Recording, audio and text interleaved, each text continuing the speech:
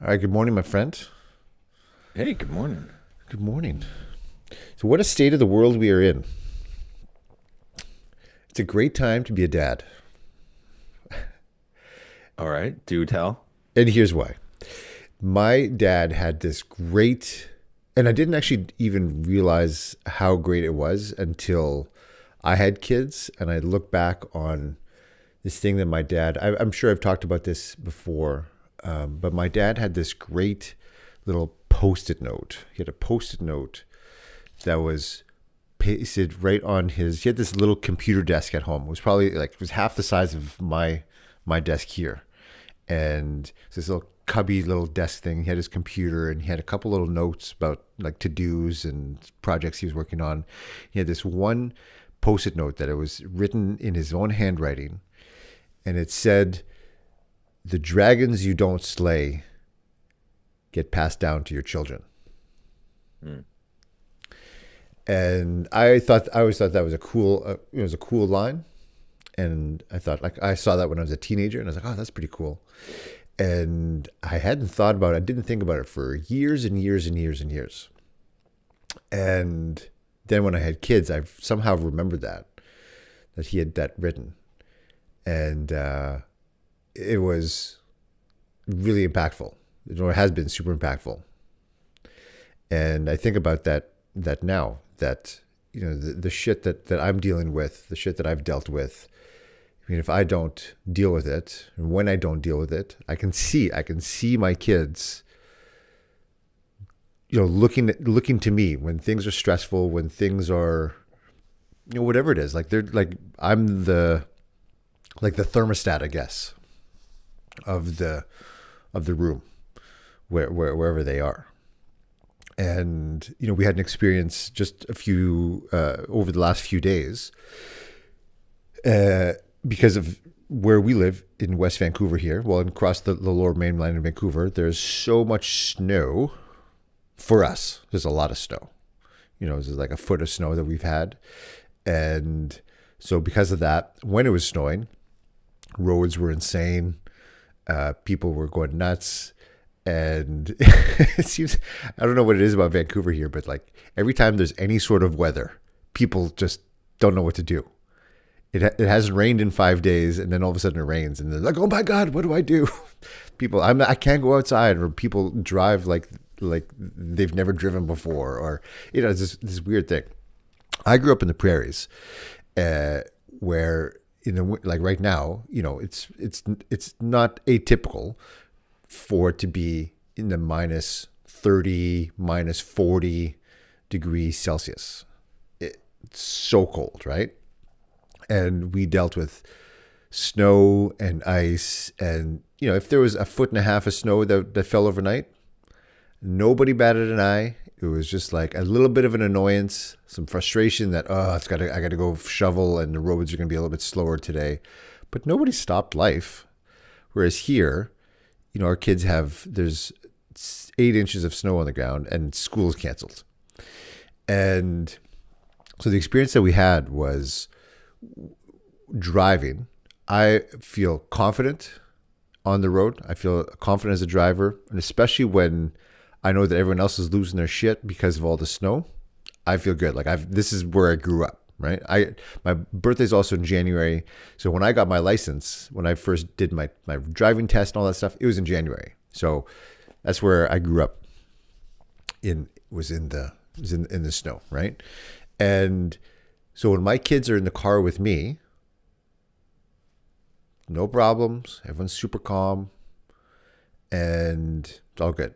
Even when the car slipped out a little bit, not a big deal. Kids were just cool. Then with my wife, she is not as confident of a driver. She also grew up here, so not used to snow, and is a little bit more anxious when she's in the car. So all of a sudden, when they're in the car with her, emotions are flying, things are melting down, everyone's scared, and it's just very interesting that like same thing happened. Let's say like just driving up to our street, whereas we live on a little uphill on like a one-way area right by a school, like the same experience with me in the car, and actually, and I have a car, like front wheel drive, so it's not technically not as safe on the ice as our SUV that my wife drives. That's 4-wheel drive. So we're in a car that's not as safe statistically, uh, but nothing like it's like no big deal. And I really recognized, like very consciously, when that happened over the last few days. Like when I came home the other day, like they were all freaked out. There was tears in the car because a car ahead of them, not even their car, a car ahead of them was stuck in the ice, and they had to pull over and they had to slip a little bit when they came out, and there was like a bunch of tears. Although actually the day before we were going up the same hill and we got stuck. Like I couldn't go up, so I actually had to like go to the side. We had to figure some stuff out. Then we finally we got up, but it was like no big deal. Like, no, it's just like what it is. And like I said, I really recognized like wow, like the way I set the tone for, especially with my young kids. Like they're not looking at what I'm saying. They're looking at who I'm being. And I think that that's such an often overlooked aspect of who we are or what we do as parents, is that it's not so much what we say, it's not so much how we act even, or I guess we act from how we feel, but it's the like what's coming outside of us, like what's coming out of us. And I know I've used this example before, but if you were to squeeze, and I learned this from Wayne Dyer, if you squeeze an orange, like what's inside? It's orange juice. Like you get orange juice if you squeeze it, right? That's what comes out. And what comes out, and why does orange juice come out? It's because it's what's inside. You don't squeeze an orange and get milk. You don't squeeze an orange and get sand. You get what's on the inside. So like for us, like when we are squeezed, like what's on the inside? What comes out of us? And if we are just filled with fear and doubt and hatred and guilt and shame, whatever it is, then that's what's going to come out when we're squeezed. When we get stressed, that's what's going to come out. But if we are filled with love and certainty and compassion and will, whatever it is in those moments, then that's what comes out. And so for us as dads, I think it's really important to just really be the example for our kids. And when there is shit that goes on inside of us, we talked about this a lot, that there's so much that, at the same time as we're told we need to be vulnerable and allow our feelings to be heard and, do all those things, we also live in a culture and in a society that, even though that's what's said, it's not celebrated very often. And when men emote and are vulnerable and are more authentic, it's seen and experienced as as weakness many times. And thankfully that's changing. But there's so much I think we keep inside, but even when we keep inside, we think we're hiding it from the world, but really it's coming out. And I think one of the best barometers of that is our kids. Like, look at our kids. What are our kids doing? So that's my, I don't know, short-winded, long-winded, medium-winded explanation of why it's a great time to be a dad right now. Okay. Right. This is why we got to change it to dad rants. Alan gets us started with a good rant on where things are at. Well, I appreciate, a lot that you shared there, man.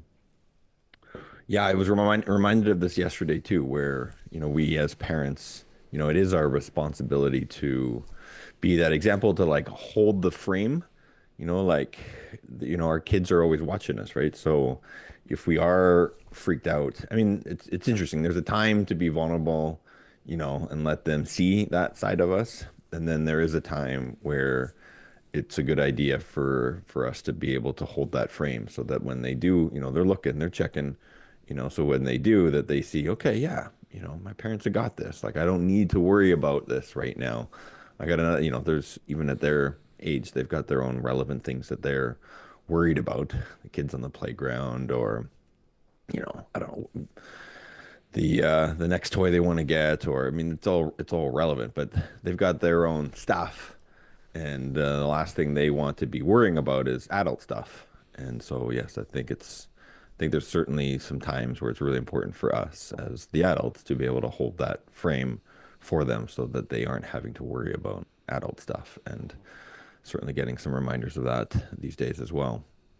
And I love that, yeah, I love that reminder that you started off with, that what we put on our wall. I was just thinking about that with your dad, the fact that he had just a few things up, but you still remember that today. What he Mhm. had written down on a sticky note there by his computer workstation, and it's like, man, I should really pay attention to what I got written up on the walls here. Mm. I used to have some stuff on my mirror, but I don't right now. But yeah, that's a really good reminder. Yeah.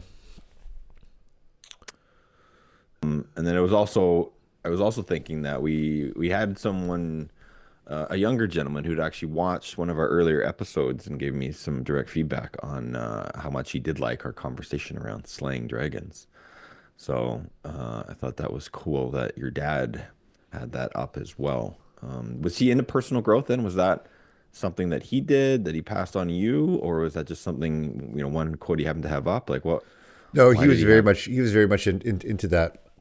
And interestingly, when I was growing up, so we lived in Winnipeg, and my dad is a chiropractor, as I am now. My mom is now a chiropractor as well. She wasn't when we were growing up, but we lived in a family of chiropractors. I have now 44 chiropractors in my family, and not just that they were chiropractors, but so everybody around us were kind of in that sphere, in that realm. And so like all their friends were other chiropractors, and I think what united them was not the profession or like the credentials, but it was this passion to serve people in a big way, to help them not only heal their bodies but recognize the power that they have inside of them.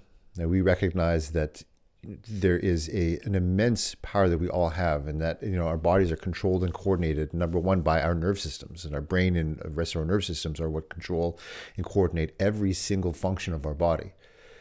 And that when we allow the nerve system, when we allow the brain, when we allow the nerve system to function the way that it's designed, the way that our bodies were created to, that amazing things can happen. And from that philosophy, I think there's a lot of applications to every aspect of life when we think about how powerful we really are. And that was really the idea, or one of the ideas, one of the big ideas that my parents really really promoted, that really they tried to instill in us, and that was really what was all around us. And interestingly, so what comes with that is them really being into personal development and things like that in a time when it was not, like, it was seen more as woo woo and things like that. Like Tony Robbins was just starting to come up, he's having his come up at that time. And I remember a seminar series that they went to, that a bunch of them had experienced or had attended. It's called PSI. I don't know exactly what that stands for, and I think they're still around. And it's like a landmark education, or like that genre of kind of like personal development program or something, whatever it is. But a bunch of my parents and my parents' friends had done these programs. There's like Psi One, like there's a series of personal development programs, and they would go away for 5 days or whatever it is. There's actually even a kids program that we did, and that I actually still do their meditation. The meditation that I learned from this kids program when I was a kid, I still do it sometimes to this day. It's pretty cool.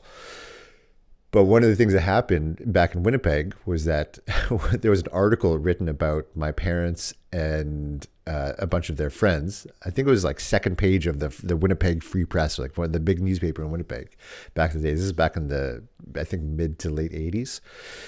There's an article written about them, about that there was all these chiropractors that were in this cult. So we were seen as cult leaders, or not cult leaders, but cult followers. Like we were in this big cult, or cults.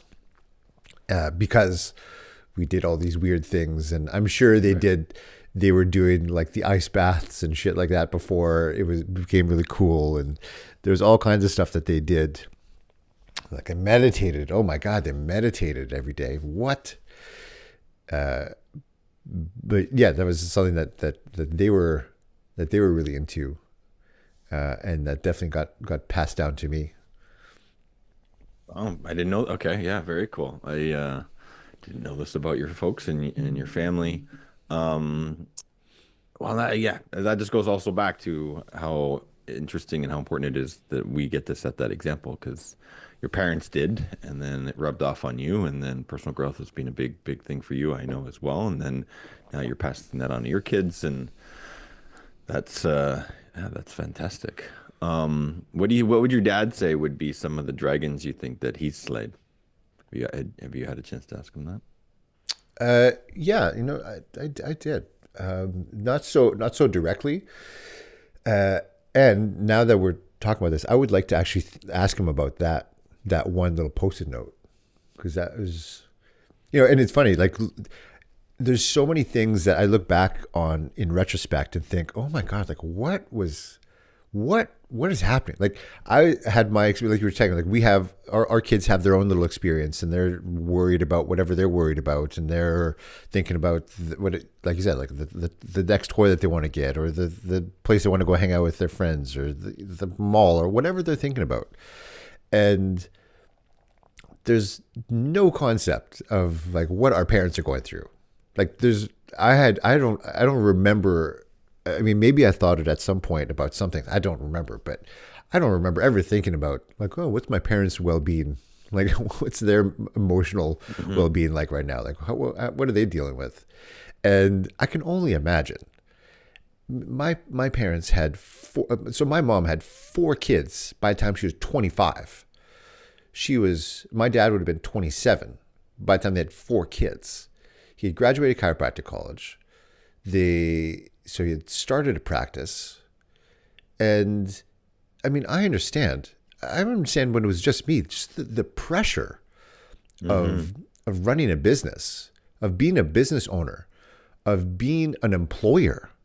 Like it's insanity. And I remember hearing a mentor of mine, Garrett, talk about the trifecta of insanity: marriage, business, kids.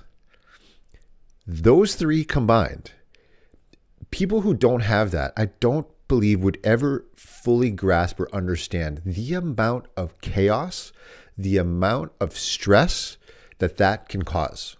It can also cause the most amazing like joy and contribution and growth and fulfillment. I mean, all of those things happen as well. But on the other side of that, it's insane. Like the amount of pressure that we feel, the amount of stress that I feel or have felt because of those things. Oh man. Like now I have such an appreciation for all the stuff that my parents did. And I know one of the things from my dad, just like for me, like he was trying to grow a business. So he was trying to grow his practice. He was trying to have more impact in the community. He was trying to do that. And for years, I know that he felt like he was kind of stuck at a certain point for a long time. And and looking back, I'm like, oh my God, like if I would have had a practice back then, or if I had a practice now like he had back then, man, it would be amazing. He had this great practice, and he was also still trying to grow. At the time, he was also a runner, so he did the New York City Marathon.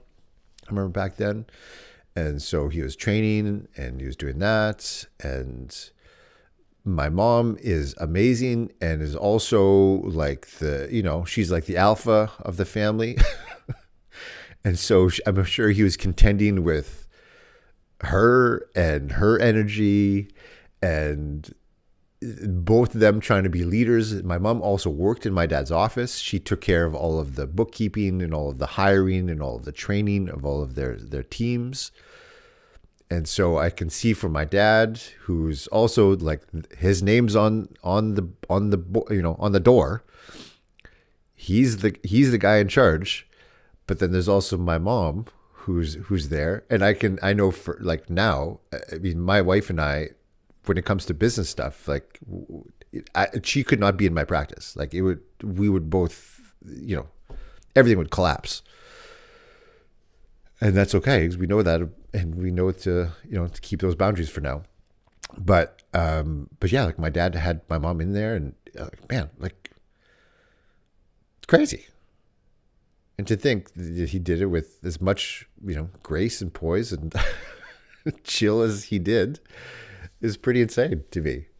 So I don't know. I don't know like the depths of what the dragons he was slaying, but I can, I can only surmise what some of them could be because of trying to deal with three boys, a girl, a wife, a business, trying to be also the other thing, we feel, and I feel a sense of, I guess there's an extra sense of pressure when it comes to like healthcare and health stuff, that we are models for that we're not the people. We've never wanted to be the people. And I know that it's weird. Like I've been the guy who was really overweight and trying to tell people what to eat, like giving nutrition workshops in my office. Like that was dumb.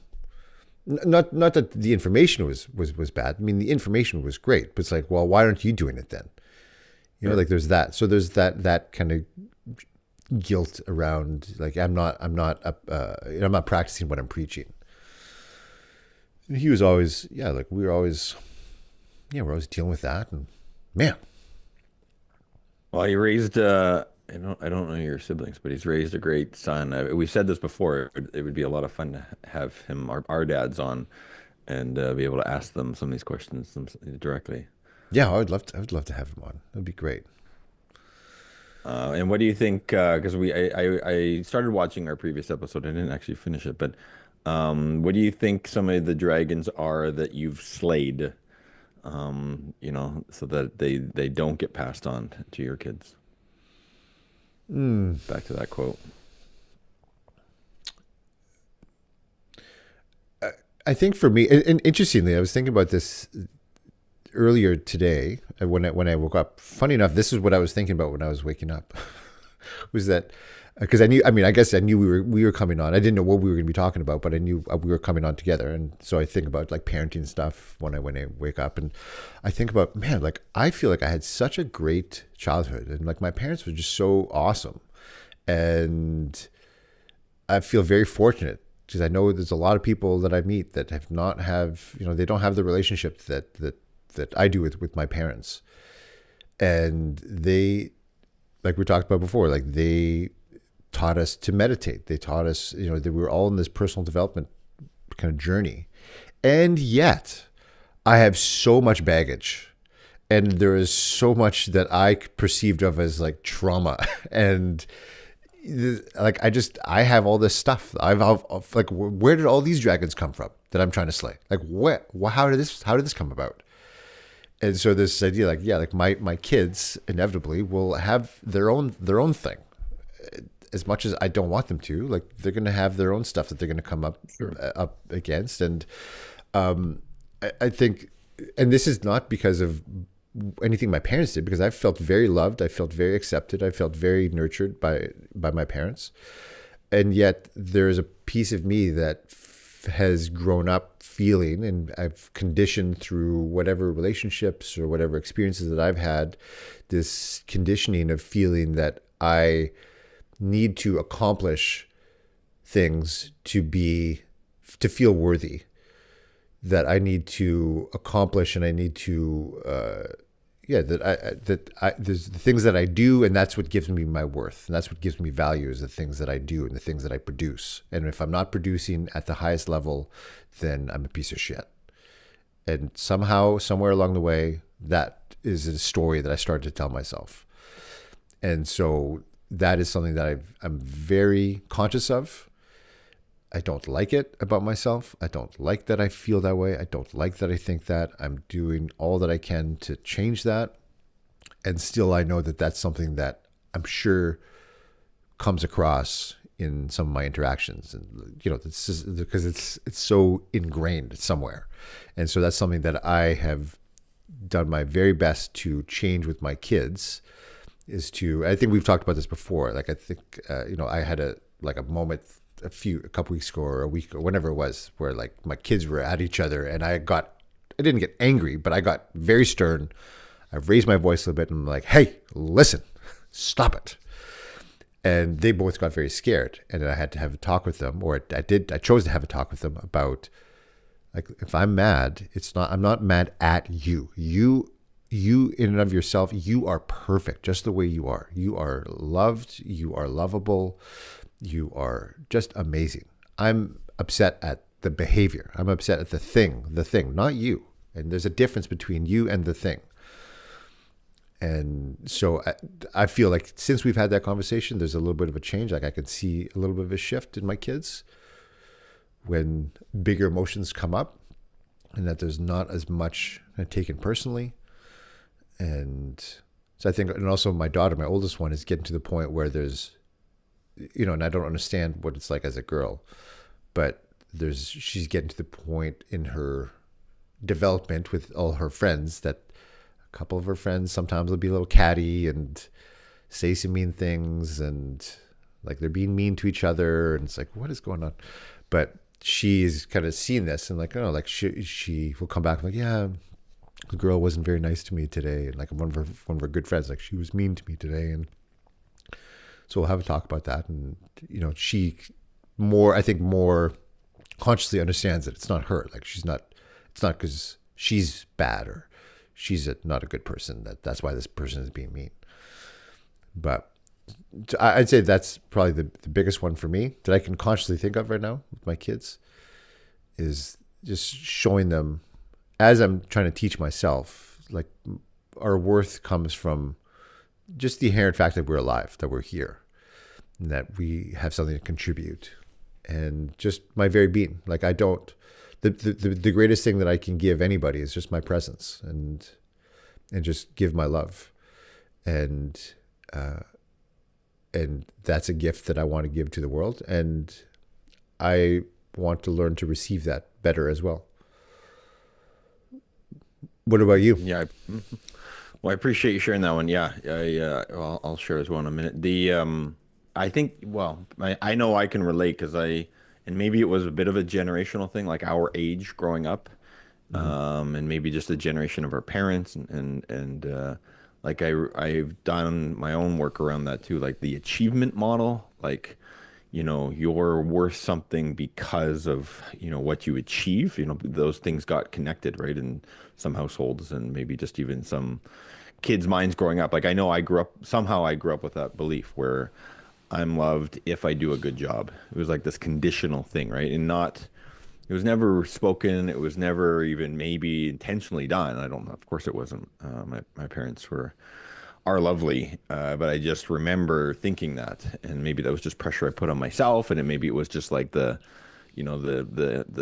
other people around me. But I just remember that with grades, with sports, and how that persisted into my, professional career. And when I had my own business, like I remember like my self-worth would swing with the revenue of our business. So when things were up, I was feeling great about myself. And when revenue would dip, I was like, it would get, my whole mood and everything was connected to that. So somehow, and I've done a lot of work on this as well somehow. And I definitely, that's a dragon that I've largely slayed, not entirely. I don't know if we're ever done on I don't think we're definitely done on this personal growth journey, but yeah, I've done a lot of work on that same thing where, we're great just because we're alive and because of who we are. And it's not, our self-worth isn't connected to anything external. I think it's just also that, I don't know, when you do maybe grow up with the need to have external validation. So you are, even if it's not from your parents but, if you've conditioned yourself or your environment's conditioned you to think that you need external validation to feel a certain way about yourself, that's also going to drive you to want to achieve more and more and more because you need it from the outside.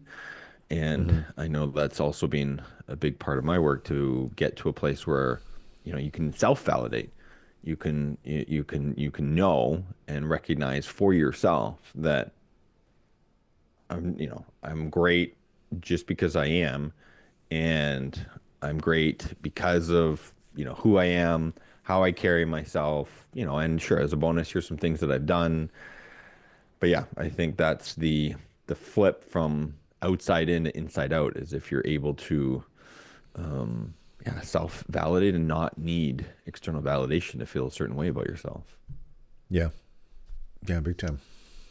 The big, I know one of the big dragons, as you were sharing yours there, that I know I've again largely slayed, but again, there's still I know a lot of work on this one, but there's a long way I've come. And I was also thinking I didn't grow up with personal growth being a concept in my childhood in my household.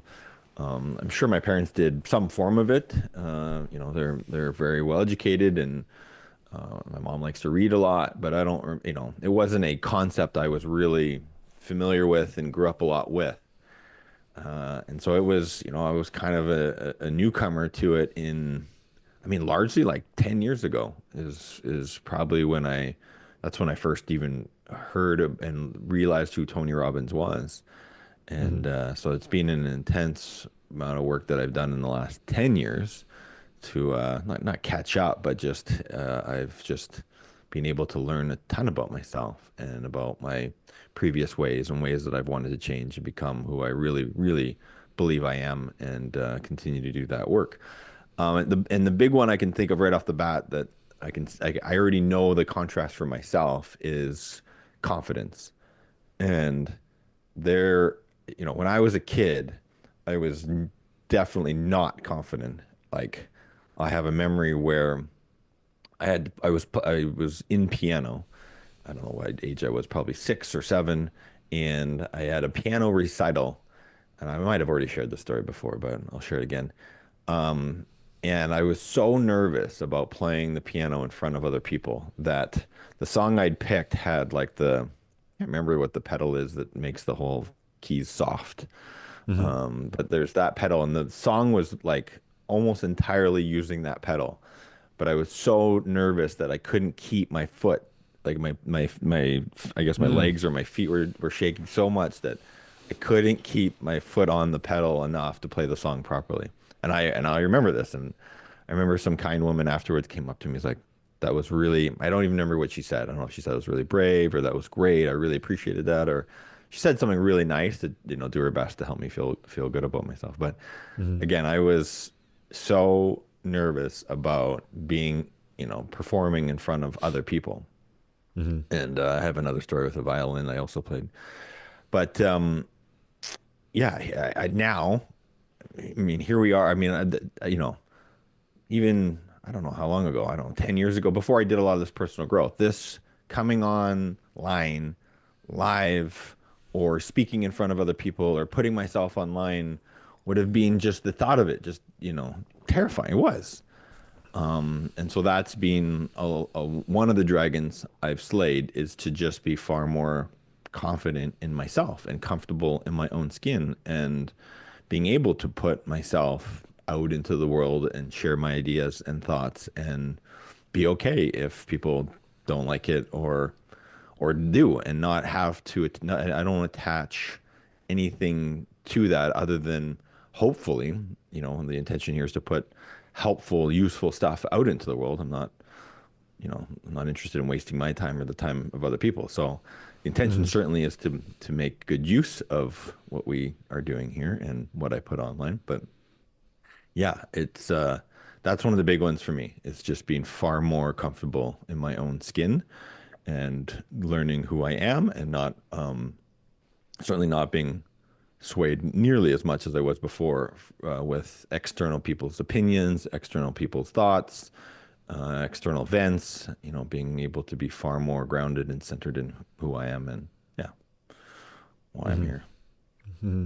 One thing that it's not a dragon to slay, but something that I know my parents tried to teach us, or really instilled in us, that I really took to heart, that I remember it from, I mean, as long as I can remember. And it's something that I also do my best to teach my kids is that the greatest form of who we are comes out when we serve others, and that we are the greatest utility as human beings, that we derive our greatest joy and our greatest fulfillment when we are in service of others.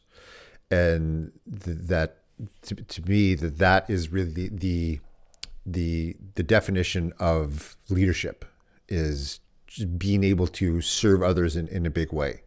From, we had this saying, we actually had a mirror, this big mirror that had, it was like there's this writing on the mirror. It's kind of not etched into it, but it was kind of painted on.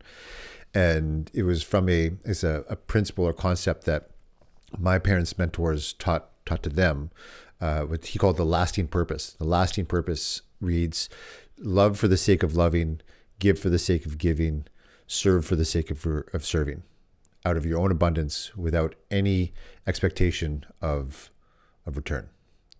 And that was always something. So like the lasting purpose was always the thing that was one of the big axioms that my parents hung everything else. Like that was kind of the umbrella principle that they taught everything, and I believe lived by. And that's something that I really do my best to teach with my kids, that like when everybody's losing their shit, we're okay because we're the leaders here. And that starts with leading yourself, like you're talking about, like being able to validate yourself, that no one is in charge of you except you. No one's in charge of how you feel except you. And that we're the leaders here. We're not afraid to deal with stuff. And I remember it's as simple as we were out for a walk in the rain a couple of years ago with the kids. And the kids didn't want to go, and they're all bitching about being out in the rain and in the forest. And I remember just turning to them and saying, "It's okay. These O'Neills aren't scared of the rain." And like our friend, we're not scared of the rain. And it was just that they just kind of accepted it. Oh, okay. And then they had a great time. We walked through the rain, and I'm like, no, we're not afraid of the rain. And even now when it rains outside, and my wife's like, "Oh, no, let's not go for a walk. It's raining." Like, "Oh, I don't want to go." And my oldest one would be like, "No, it's okay. We're not afraid of the rain." And I think just that concept of like, no, we're the leaders here, and that my kids are being taught that they have utility. There is utility, and there's joy to be found in service of others, and that is, I think, something big, because there's another saying I remember reading not too long ago, or some years ago, but relatively not too long ago in my long storied life now. You want to switch I feel awkward that you're Oh yeah, sorry.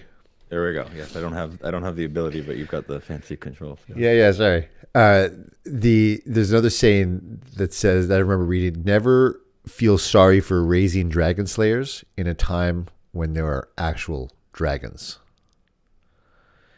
And as I'm trying to slay my dragons, my own dragons, that societally, that we are trying to slay some dragons too. That there is, we're in an amazing time of opportunity, an amazing time of change in our world. And that comes with, there's the good and the bad of that it can very easily descend into chaos. And it's people, I take the responsibility on for myself, for my family, for my tribe, that no, look, I'm going to lead this thing. I'm going to lead me. I'm going to lead my family. And my kids are the same. That we're going to be the leaders here. Like, we're going to be the ones that are going to help people. When everyone's losing their shit, we're going to be the ones that are going to be helping. We're going to be the ones that are going to be serving others. We're going to be the ones. We're not going to be the ones. We're not going to be the victims. We're going to be the victors. We're the champions here. We're the champions of our own lives. And that's something that, and that was something that, again, like I said, it's not a dragon that I don't know, maybe it was a dragon that my parents were trying to slay. I don't know. But that was something that was instilled in them, that we are the dragon slayers. Like, this is what we're built for. This is what we're made for. And as much as I've descended into darkness in my own life and felt just immense amounts of pain and frustration and felt like nothing was ever going to change. And this is just my lot in life. And, just felt the depths of victimhood inside of myself. That there's always something at the end of that said, no, it's okay. You're a leader here. You're a leader. You can do this. Keep going, keep going, keep going. And I'm so thankful because I can't imagine. I can't imagine. I can't tell you how many, like, it seems like a countless amount of times that I've wanted to quit at everything and just fuck it all. I'm done. I'm out of here. Like, you're going to find me in some remote village in Africa somewhere. I'm done. I'm checking out. But there's always something at the end of that says, no, you got this. You can do it. And I think that was definitely something that came from my parents. Well, I appreciate I really like that definition of leadership and giving just for the sake of giving, serving for the sake of serving, not doing it for some other reason, like you're trying to get something, because that creates that same transactional relationship where like I'm going to do this, but I expect something in return for it, and I might not even tell you, but that's what I'm thinking.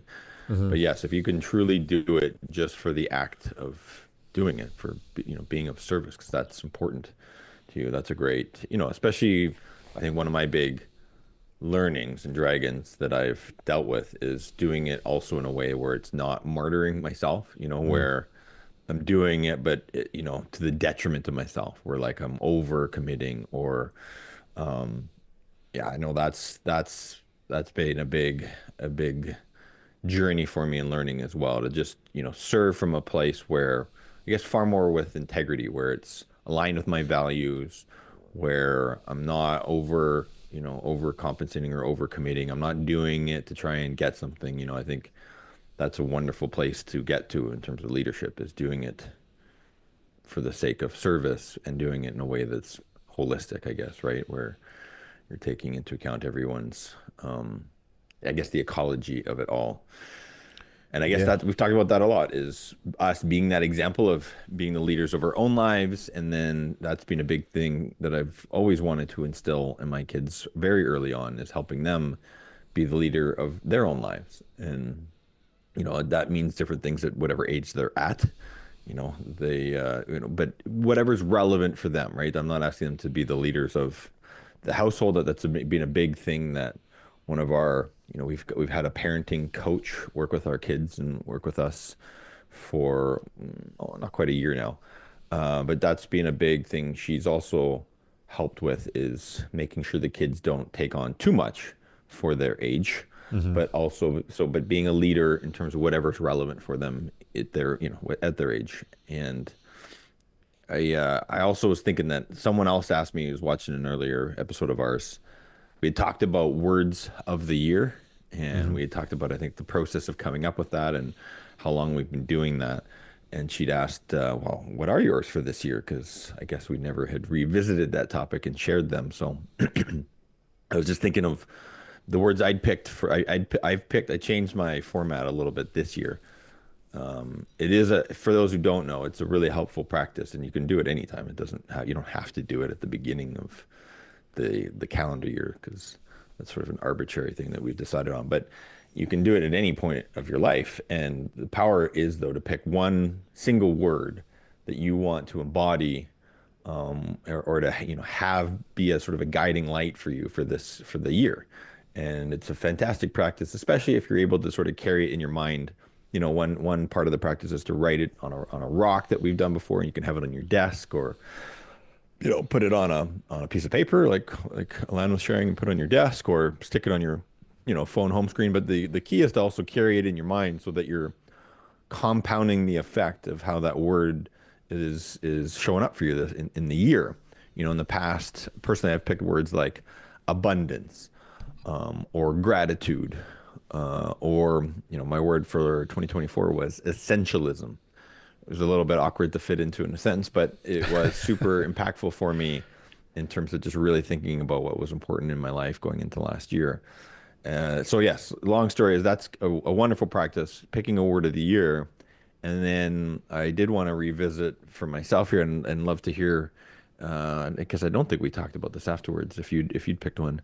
But I changed mine a little bit this year because there were several words that really popped out, and so I decided to pick a letter of the year, and I had some help from. I had a whole bunch of stuff in this sort of bucket of what I wanted my word to be, and I did actually use ChatGPT to help me tease out the actual wording for my words of the year this year. And so, anyways, tying it back to being a leader, my first word this year is sovereignty, and just being able to be sovereign in oneself, so that I'm not as affected as much as I can by, again, external, like you were saying, external pressures or external opinions or, external events that are happening in the world that you see on your feed or whatever. It's, being truly able to be the leader of oneself and know that I'm a sovereign being. Of course, I still need connections with others, and it's, feels really good to be in the company of others and all that good stuff. But at the end of the day, just being far more sovereign in oneself and being self-sourcing. So those were also parts of my S letter of the year. So sovereign, self-sourcing. And so again, this idea that I'm able to be able far more self-validating, self-soothing, not needing, again, external validation to feel a certain way about myself. So these are big things that for me is encompassing my work for this year. And then also this idea of being like a super samurai. So these were the S words for me. And just, I've been doing a lot of work within my own heritage, lineage, and some of my own intergenerational stuff, and especially in the last year. So this idea of anyways, the image of embodiment came from, this is a bit of a long-winded answer here, but from the movie that we've shared a lot, The Matrix. And so the embodiment, where a lot of these words come from, is in the final scene of the first Matrix, where Neo steps out of the phone booth, puts on his glasses, and he just has this state that for me, I resonate with in terms of like fully confident in who he is. And he's done all this training, and he's gone out there and just really embodied that idea of just like, okay, I do, like you were saying too, like I got this. And like to the point where he can fly. But obviously that's not the going to happen, but the fact of just that embodiment of extreme confidence. So anyways, in a long-winded answer, those are my words of the year, and how I think they connect to, slaying some of our own dragons and being leaders of our own lives. And whatever that version looks for you, for me, it's being like this sovereign, self-sourcing super samurai. So those are my words of the year. Nice. Did you end up picking one? I did. So I wouldn't say, so it's a word that conjures a phrase that then conjures the idea. So I had heard this, I don't know actually where I heard it, but I took it on as, so not my alter ego, but like the identity of myself, like when the part of myself that is, that when shit goes on, like this is the guy that I want to show up, like the ultimate leader of leaders within myself. Because we all talk about, and this is something that is big in like internal family systems. This is big in, that Tony teaches that, we all have different parts. There are parts of us. There's a part that, there's a part of me as the dad. There's a part of me as the son. There's a part, there's all those different parts of us, and all those parts, when they're aligned and connected and integrated, then we can come forth as like a whole, a whole human being. And then there's some times when I get scared, and then but in those moments, like I want to speak to that part of me that is the leader, that is the, the guy that can pull through. So anyways, so coming to that identity, the word that I chose was it's a Latin word called duco, D-U-C-O. And it then conjures the Latin phrase that I heard it says, non ducor duco, which means I am not led, I lead. Which afterwards I found out that it's actually the motto for the Brazilian city of São Paulo. It's their city motto, non ducor duco. And so this word Duko, which is also the name of like, so my superhero name, like the guy, when I say, okay, Duko, it's your turn. Like that's the guy inside of me who's wearing the cape, who's like, he's going to come in and just take care of everything. That's like the warrior spirit, like, my warrior inside of me. We talk about like the Or four super samurai. yeah, like we talk about the four archetypes that we all have within the sovereign, which is like your word, or like the king or queen. There's the lover, there's the warrior, and then there's the magician. And so like my kind of sovereign warrior, like if those people integrated, that's for me, that's Duko. And so that's Very cool. that's why I picked that word, Duko. Come on, it's like that's what you can call me. You can call me Duko. Right. All right, Duko. It's powerful. Sweet. Nice. Yeah, and honestly, I don't even know if that's how you pronounce it, but that's how I'm pronouncing it. Sure. Hey, well, I mean, who says what the right way is to pronounce anything, anyways, right? We've all just, decided, but Yeah, you can pick a different pronunciation if you want. yeah. But non Duko Duko. I am not led, I lead. Nice. So Cool. that's it. Well, I did ask if we could wrap up a little bit early. I'm going to pick up my Yeah, buddy. daughter from the gym. Yeah. Appreciate you, man. Appreciate your shares. Appreciate anyone who's watched to this point. Hopefully, it's been helpful. Leave us a comment if you did like what we talked about, and specifically what. If you didn't, please also leave us a comment so that we can make this even better for you. So that's why we're here. Yeah. All right, everybody. Have an awesome day. All right, man. You too.